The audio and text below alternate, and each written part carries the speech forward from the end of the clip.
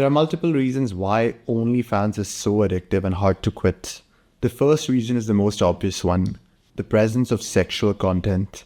There are almost infinite options to now choose from. That alone is such a powerful stimulus that gets people hooked. However, OnlyFans doesn't just stop there. OnlyFans creates a form of parasocial relationship. Unlike normal pornography, OnlyFans creates the illusion of a relationship.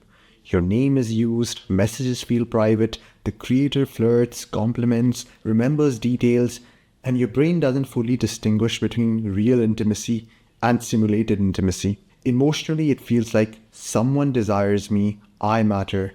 That emotional hook is far stronger than just pure sexual content. So sexual arousal already releases dopamine, and now when you put them both together, you get this compounded reinforcement.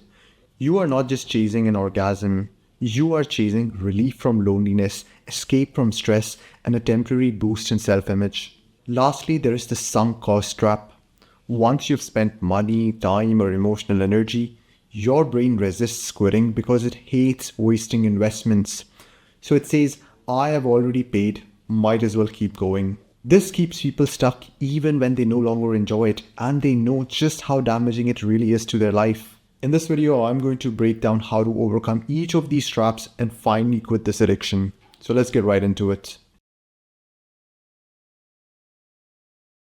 If you are a healthy, functioning human, your body is going to produce sex hormones and you're going to look for ways to achieve intimacy. A few decades ago, this was only accomplished through finding a partner and getting married. This desire to reproduce made you pursue a mate and even more importantly, forced you to improve various areas of your life. You needed to have the ability to provide, you needed to be in good shape physically, and you needed to have good character traits.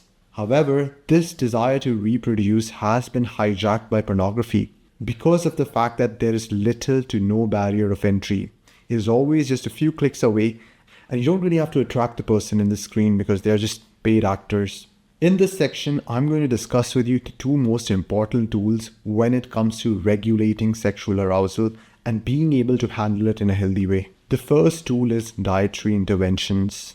If you're the kind of person that consumes processed things like chips, burgers, soft drinks, etc., then the sexual urges are just going to go through the roof and you're going to use OnlyFans as an outlet. The first thing that you need to do to better regulate your sexual urges is to put an end to all forms of fast food and replace that with whole, natural, single ingredient foods like honey, meat, fish, vegetables, fruits. Just within a week of making this change, you are going to feel like you have so much more control over yourself.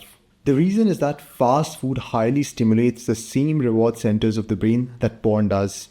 So it makes the cravings for porn or sexual stimulation magnified and uncontrollable. The second dietary intervention that you can apply is intermittent fasting. The reason why I find this intervention very effective is because it lowers sexual urges more than anything else out there. And this isn't just religious folklore. There is an evolutionary reason behind it. When your body is deprived of food for a certain duration of time, then its priority shifts.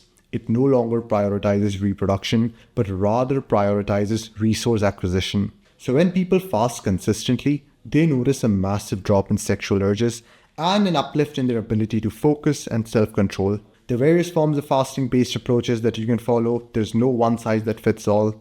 You can check some of my previous videos for more details on fasting-based approaches. The second tool when it comes to regulating your sexual urges is meaningful goals. I understand that this seems like a bit of a cliche, just pursue meaningful goals, but I want you to understand this from a neuroscience perspective. Each time you watch pornography or go to OnlyFans, you pump your brain with large amounts of dopamine. And dopamine is this neurotransmitter that is associated with pleasure and motivation. But what if you could unlock dopamine from alternate sources that were healthy? This way you could have as much of it as you want, guilt-free. One such source is having meaningful goals and working towards them. Studies have shown that when you make progress towards something, your brain releases dopamine. When you tick something off your to-do list, you experience a dopamine hit. I'm sure that there have been periods of your life when you were just so deeply involved in making progress towards something that even the thought of OnlyFans did not occur to you. And this is partially because you were in a state of surplus dopamine. You were not starving for it. And this made the thought of going to OnlyFans quite unappealing. A perspective that often gets lost when individuals are addicted to OnlyFans is that the person making the content is running a business. You are nothing more than a client. You are nothing more than a dollar sign. The creator does not really care about your mental health, your crippling addiction, or your poor financial situation. They are optimizing for what is going to get them the most views and the most revenue, and it doesn't really matter if it comes at the expense of your well-being. Any affection that you witness from the creator is an illusion to get you to remove your wallet and put in your credit card details. Also, it is more likely that you're not even communicating with the creator anymore. You are probably communicating with an AI chatbot, or you're communicating with that creator's sales team. These are people who pretend as if they are the creator, but they're not, and their only goal is to convince you psychologically to buy the subscription or the services. So in your moments of loneliness, when you are tempted to form these parasocial relationships, if you can snap out of this illusion and remind yourself that I'm not actually communicating with an individual that cares for me, I'm instead just a customer to a business that targets lonely individuals, then you're going to have a much easier time saying no to OnlyFans. I also want you to think about the concept of relationships from an evolutionary perspective.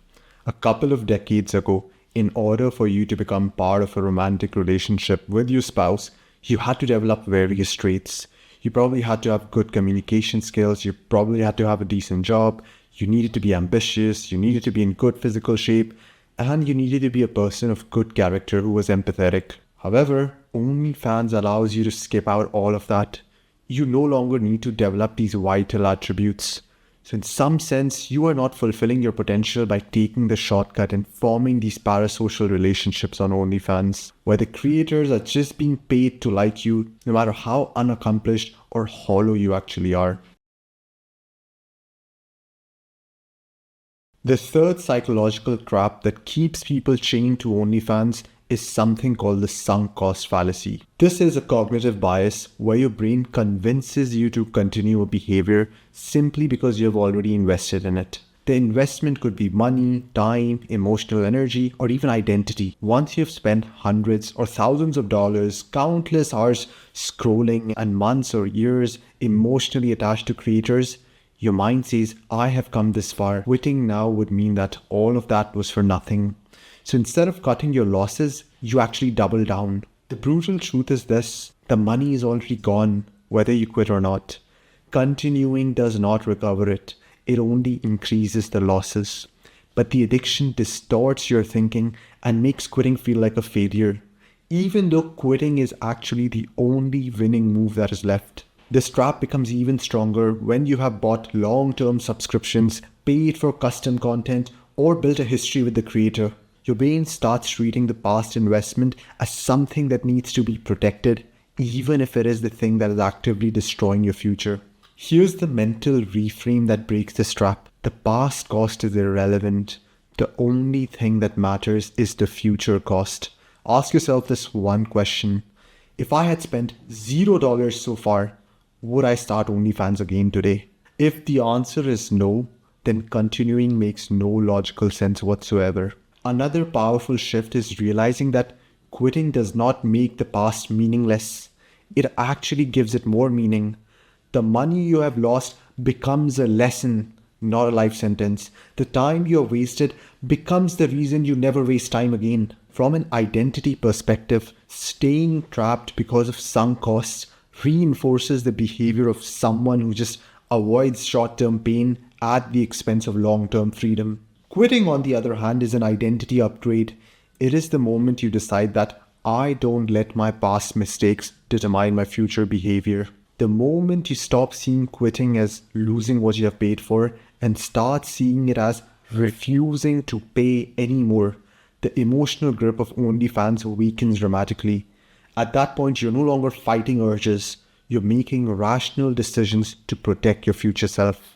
Hey, my name is Jibreal Khan, and I've helped dozens of men overcome porn addiction using tried and tested systems based on neuroscience and behavioral psychology. The best part is that these systems do not rely on willpower, which is a fleeting resource and it is bound to fade away in the long run. Some of the people that I've worked with have been addicted to pornography for as long as 20 years and could barely go a week without porn. So if you would like to work one-on-one with me to overcome porn addiction, then make sure that you click on the link in the description and book a call with me. This call can be completely anonymous if you prefer,